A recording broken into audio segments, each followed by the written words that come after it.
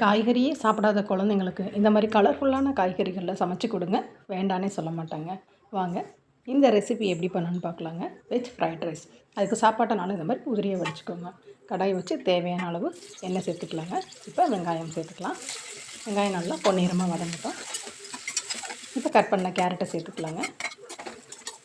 ஒவ்வொரு காயும் ஒரு நிமிஷம் கேப் விடுங்க வதங்கிறதுக்கு. இப்போ பீன்ஸ் சேர்த்துக்கலாம். அடுத்தது குடமிளகா. எல்லா காய்கறிகளுமே நல்லா வதங்கட்டுங்க. இப்போ காயோட நிறம் மாறாமல் இருக்கிறதுக்கு ஒரு ஸ்பூன் சர்க்கரை சேர்த்துக்கலாங்க.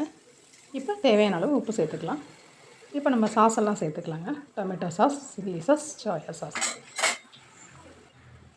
சாஸெல்லாம் சேர்க்கும்போது அடுப்பை நல்லா சிம்மில் வச்சுருங்க. எல்லாத்தையும் நல்லா இந்த மாதிரி மிக்ஸ் பண்ணி விடுங்க. ஃபைனலாக பெப்பர் பவுடர் நம்ம சேர்த்துக்கலாம்.